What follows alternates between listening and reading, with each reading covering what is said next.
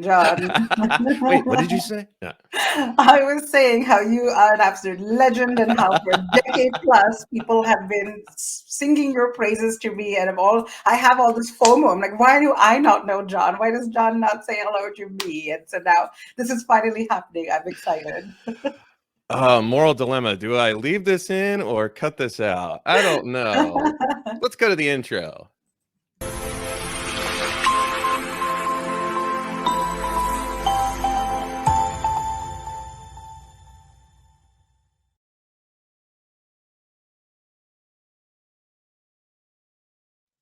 Hi, I'm John Michael Bailey, legend in his own mind.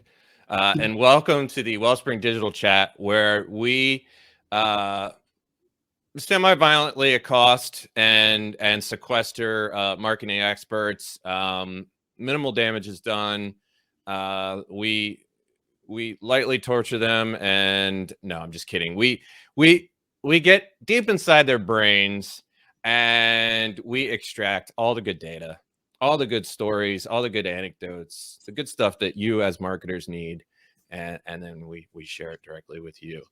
I really need to shorten my intros. It's becoming a problem. But anyway, so Purna is one of those people that you see on just about every list. In fact, when I was thinking, who do I want to get next? I was scrolling through some lists and I was like, oh yeah, I've never talked to her. How is that possible? So here we are.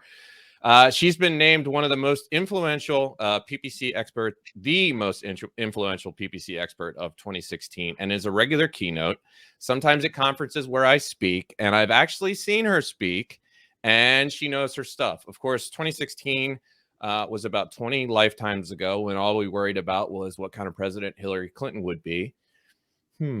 Anyway, Purna, please take a moment and let us know what you're up to more recently. Well, awesome, John. Thank you so much for having me here, and thank you for watching. So I think I'm just a nerd in a nutshell. So I love understanding what makes people tick. So, what can we do to convince them? What are principles of persuasion that have, been used since the time of dinosaurs? And that's the stuff that really, really I find fascinating. And so I worked, of course, in startups, but then I was at Microsoft for a long time for Microsoft Advertising, working in PPC, and I kept gravitating more so towards the strategies and the tactical of the product to add copy, add this, and content's always been my passion, right? Especially in our industry, John, we learn because other people share via articles, speaking, and so on, and I wanted to be able to give back to others, and so I started writing a lot, and then I realized that content's my true passion. And so a little over a year ago, I switched over to LinkedIn, which, I'm still in the Microsoft universe. I always joke, I drink the Kool-Aid like Satya Nadella. I love everything he stands for. And I didn't want to go too far from home. And, how amazing is LinkedIn? Everyone loves LinkedIn so much, including myself. I spend the most time on it in the day, really, really, not because I work here. And so that's where I am. My job right now, I advise other companies on how they can grow their business by improving their content. And yes, you are at LinkedIn, which means you work with one of my all-time favorite people, Amber Naslund. Your career has covered so many topics but for this, I really want to pick your brain about PPC, SEO, and content marketing. So you ready? I'm a little nervous about the potential part of it. You'll be fine. I'm the one should be nervous. All right. So I'm going to start off. I'm going to ask you one of the most asked PPC / SEO questions because it's rarely answered well, in my opinion. No pressure. You've done SEO and SEM, paid and organic, as it were. Can or does one influence the other? In other words, can paid influence organic? Does organic help paid? So I can actually answer this question with data. There were loads of research studies that the team at Microsoft Advertising did that showed that when you have paid and you have organic in the same SERP, it actually leads to a net more overall clicks and conversions than if you had one or the other alone. So 1 + 1 equals like 4 and not just 2 when you have both. So yes, I mean, if we think about it, if we put our consumer hat back on and not our marketer hat, when you look at something, it's just more chances of seeing something. You build that top of mind awareness. Maybe I read an ad, scroll down, see the organic placement right there, click on it. It's almost that billboard effect, right? You may drive by the billboard, you don't see it, but it's there. So they do. There has been lots of data and research from people far more brilliant than myself who have gone in and shown that they can have a very cumulative effect. So I'm just to clarify. So I'm not suggesting, and I don't think you are either, that if you have a paid program with Google, that they will give you favorable SEO rankings. But I think that's what you're suggesting as well. 100%. Yes. Yeah. So internally, it's always church and state. Like they Right. never should the twain mix. And so there's no advantage there. The advantage is more from the consumer point of view when they see you more often in the SERPs. So by being more present and having this unified, cohesive brand across multiple touch point areas, that's where you as a brand will benefit, whether you're doing consistent advertising from your TV to your social or TV to search or, paid and organic. Like put some things there. It's almost like, when you're watching a TV show and you see a product placement, it's paid for, but it's also sort of organic in a way, like, I could really go for a Coca-Cola right now. This podcast is sponsored by the good people. No, I'm just kidding. So continuing on with paid, we're often asked to go in and review or audit existing, paid accounts, Microsoft, Bing, or Google, or even social accounts. And for some reason, we're still surprised by the lack of effort that goes into setting these up. So I want to know, what do you think are some common campaign, elements that are important, but marketers might miss, and what are some maybe common mistakes? I think it comes. It's a big question, I know. No, it's a good question. And I agree, because we've pondered the same things ourselves. Like for 5.5 years, I was able to go in and look at like multiple different accounts and go in and see it. And of course, you hear as well people complain like, oh, I'm stuck, I don't know what to do, especially a mature account. I think it all comes down to the very human nature to chase the silver bullet, the new sexy thing. Like maybe this is the one thing that's going to solve it. And oftentimes the biggest wins can come from the foundational basics. Like you almost need to do an advanced beginner level settings. And this is often the part that is the least sexy. It's the least fun to do. Like have you going in and auditing your keywords, your negative lists, or your targeting, your bid and budget, like all of the most basic core things that you do when you first set up the account. And then far too few people go back and visit it. They'll be like, oh, there's this Microsoft search, MSAN is there. There's display ads. There's this new type of audience that has come out. There's this new responsive search. All of this new stuff. We'll chase that. But if your foundation is weak, then none of them will really work well. And some of it can be stakeholder pressure too. So even if you are working in an agency, for example, your clients getting emails, or they're browsing search engine land, they're watching Wellspring digital chats, they will be like, oh, I've heard about this new thing. Why are you not doing it? Are you doing it too? So it's very natural and all too common. But I would always say that, okay, find the sexy new silver bullet, but go back and audit. Like if you're going to spend an hour on something sexy, please go and spend 2 hours on something foundational. And then you don't have to do it often, but if you do it every 6 months or so, depending on the size of your account, of course, your mileage may vary, but that's going to set you up in much better stead. And sexy gets expensive. It does. It gets really expensive, especially if you don't understand it super well. If the environment and the targeting and the campaign and the keywords and everything wasn't even set up in the right way in the first place, then yeah, it's far too easy to lose money. which is astounding to me.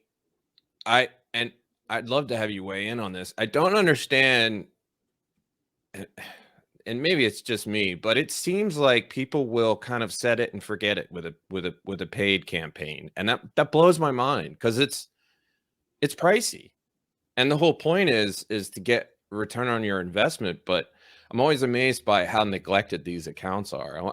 I don't know if you have a thought on why that might be, or if people are just lazy.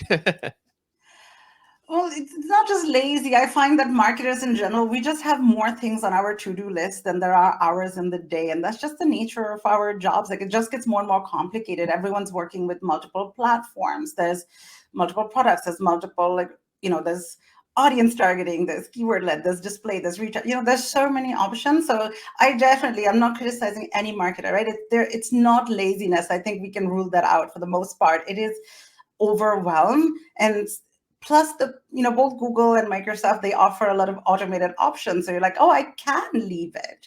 So what I would find is that whole work smarter, not harder. I love this theory applied to everything. It's like, okay, set up your automated rules and get those alerts.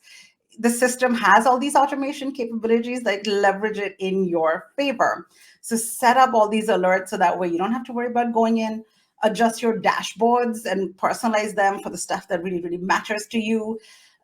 The Pareto principle, make sure you're, giving a little bit more attention to the top 20% that yield your 80% revenue. It's just try to be better at prioritizing and chunking, and then taking work off your plate. In the same way, now, I used to go and read a ton of blogs years ago, but rather than having to go myself, I find I just set up the email streams to come to me. So now every day I will get my blogs and I'll read more because it is in my inbox versus me having to go get it. So yeah, I think if we could sum it up, I think it's use the tools, but more importantly, use your brain. I like that very much. Yeah, use your brain and just make it work for you, really, because I think they are using their brain. I have a lot of empathy and understanding, and I'm walking in the shoes of the daily doers. It's a lot. So yeah, it's really not use your brain, use the platforms to benefit you more. Amen. So you are the Senior Content Evangelist at LinkedIn, and I want to talk about content more in a second. But first, I want to pick your paid brain some more. We see lots of companies advertising, at least here at Wellspring, we see lots of companies advertising at Facebook or Instagram or Twitter, but companies often give us the side eye, when we talk about LinkedIn ads. So and I'm kind of preaching to the choir here, but is LinkedIn a viable paid opportunity? What might these marketers be missing in terms of LinkedIn as an ad platform?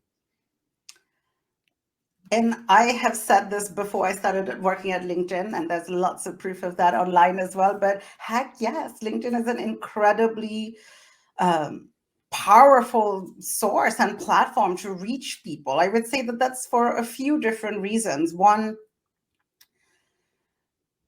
our members on LinkedIn see their time spent on LinkedIn as an investment in themselves. They're not going on LinkedIn to kill time or pass the time. They're there. They want to learn. They want to get better, both personally, professionally. And that's what they're going to do. Most of your high quality target audience, they're going to be there. It's a very trusted platform, right? You're putting your brand voice out there.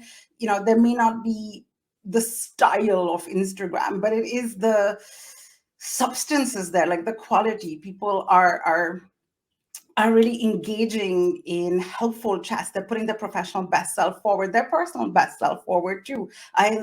Things that are resonating really well tend to be those posts where people are talking about their personal side, whether it's I got a new job, I got a promotion, or I am struggling with work-life balance, or, I'm a working mom, and this is those times where you can be vulnerable and be human. That connection is immensely powerful. Yeah, Amber and I were talking about this, and for me, spending time on Facebook is kind of it's a time suck, and sometimes I feel a little disheartened, and I weep for humanity. But when I spend time on LinkedIn, I actually feel good. I feel empowered. I feel educated. I feel motivated almost. I think every platform has its own purpose and its own sort of what you expect from it. So, in that same way, I think it serves its purpose. It has its life. This is, it's great in a lot of ways. Like I stay in touch with friends and family who now I haven't seen for years now. And it's brilliant. And then for my professional life, for my, that stuff, like LinkedIn's unparalleled.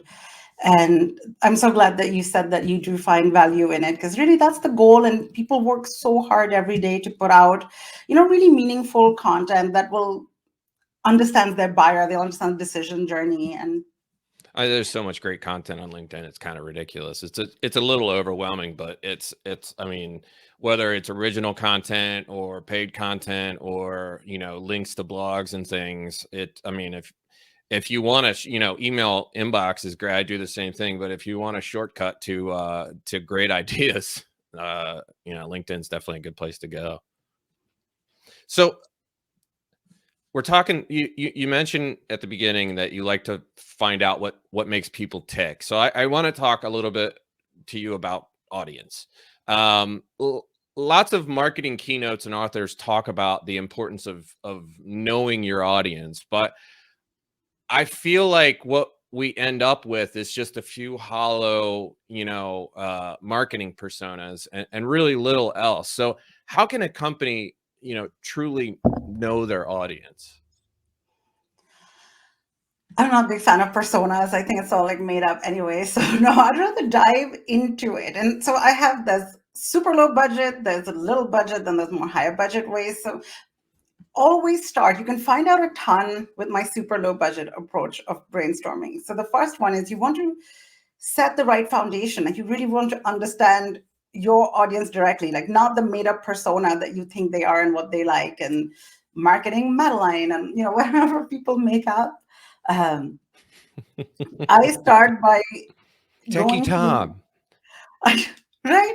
I start by going to the people who talk to the customer all day. And this is how I've told it, whether you work in the agency, whether you work in-house, there are people who have the voice of your customer. So can you go and talk to the salespeople and the customer service people, right? They're the ones that are talking to customers all day. They get insider sort of info. So I always say, listen, take a handful of these people, buy them pizza for an hour, like ask them a set of similar questions. Like one, hey, why do people choose us? Why do they come to us? Have they gone to any competitor before? What's the most common objection that you get?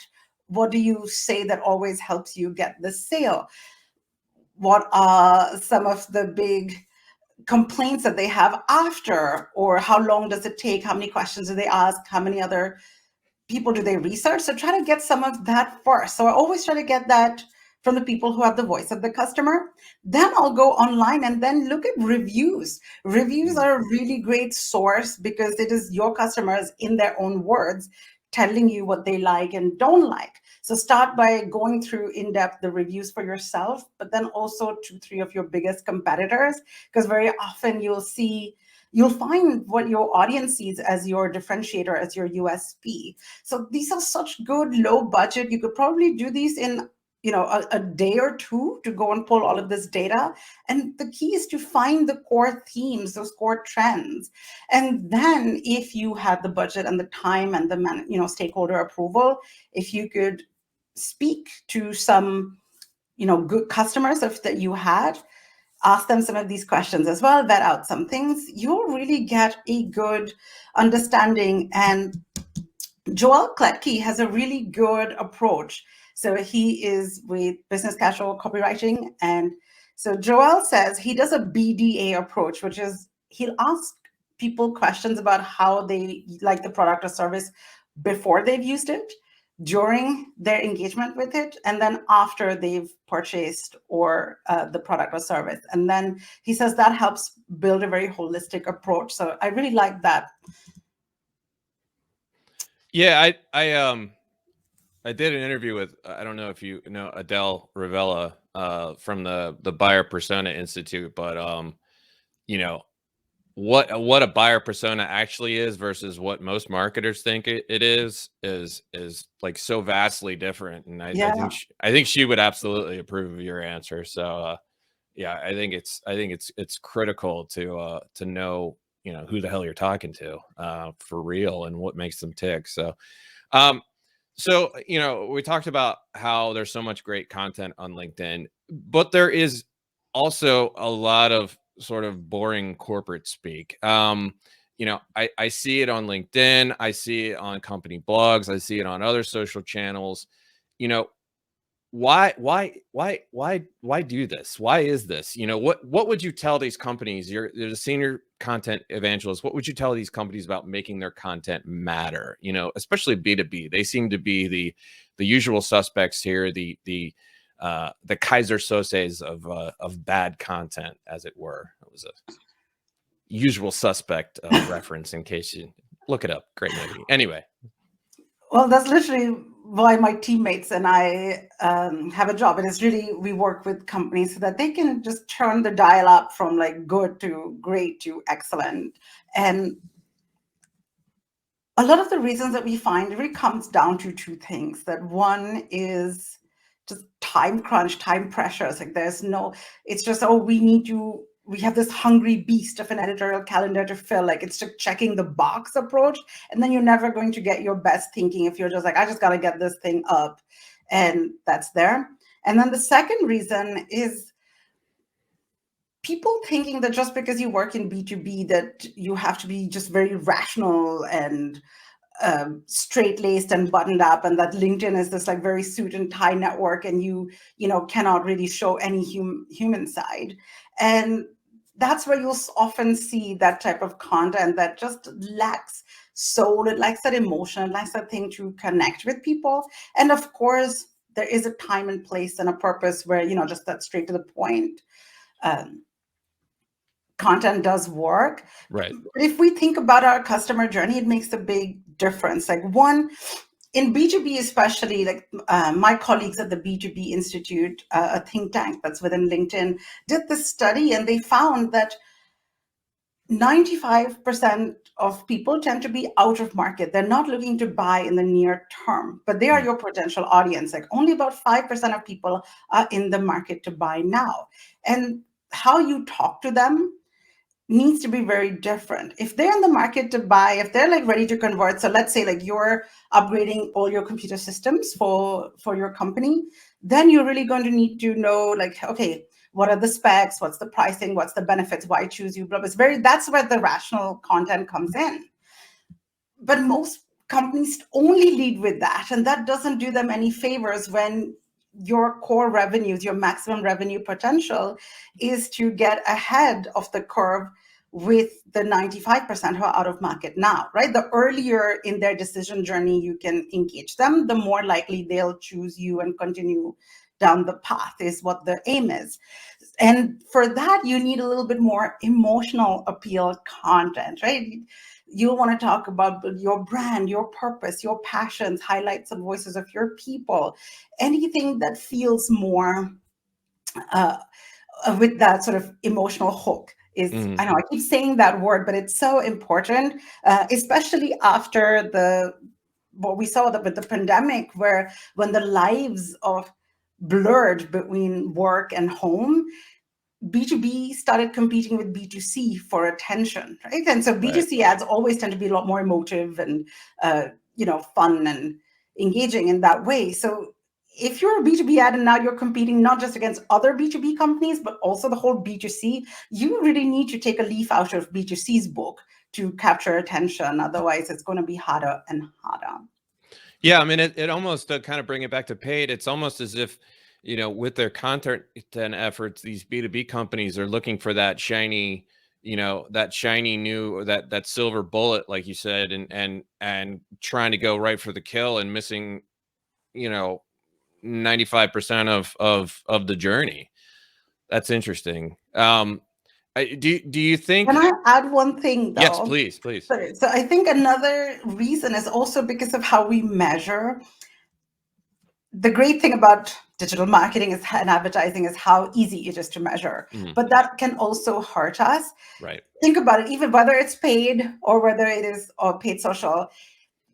We start optimizing, like you launch the campaign, you're going to start optimizing in the first 3 weeks, right? Most people tend to do that. We did that study. But in B2B, Or then we asked, so we did this survey at LinkedIn where we asked marketers, how many of you measure results in more than, beyond 6 months? Only 4% of marketers said they did, and Wow. 75 plus said that they would optimize in the first 2 weeks. So we're really optimizing in real time, but that does not give you the full picture, right? How long a B2B sales cycle on average? So they tend to be a little longer. And so you should look at a bigger picture. And what the B2BI research showed was that brand, or the upper funnel, like that emotional, that kind of content, tends to yield a much higher ROI in the longer term, while the sort of demand gen content at the bottom tends to do really well in the short term. So you want to look at a holistically broader picture, and you'll need to balance both. Like, no one's saying do one or the other, but far too often people get stuck with the demand gen side only because it's so easy to measure and track, but then they're only feeling short term. Longer term brand tends to have the benefits of, you can your HR, you can hire, you can attract better talent, you can have a higher price point, right? You've built the value on the understanding of your brand. So yeah, sorry, that was like my other reason. No, that's great. And it's like what we were talking about before, before we started this recording all of this is that, you've seen my name a lot and I've seen your name a lot, and we both feel like we know each other. We've never met, and that's personal branding. And B2B companies really need to do the same thing. People buy from who they know. And if all they know you as is a company that's trying to sell to them, ain't gonna fly. 100%. And you also want to be thought of in the moments that matter, right? If you think about Gecko, like they've put their ads, it's everywhere. So now if I'm thinking about buying car insurance, it's just natural that the Gecko, because of the Gecko is going to pop into my mind. Or we talked Coca-Cola before. If you're buying a Happy Meal, like how easily is Coca-Cola going to come in mind? Like, oh, I should get the Coke as well. So that's really brand salience. And so that's when you're thought of at the time of buying moment. So of course, these are the brands that tend to make the most money because you're thought of at the right time. Well, I think that's a great place to end it. There's so much good stuff in here. And I hope that people watch this and have a couple of sort of light bulb moments and start really focusing on what they're doing, because that's really the theme of what we've talked about here is pay attention to the big picture and the long term. So it's been great, and someday we'll have to hang out for real in person. Yeah, thank you. Thank you so much. This was so fun. The time flew by. I'm like, what? We're done already? So no, thank you, John. Such a pleasure. Bye, everybody.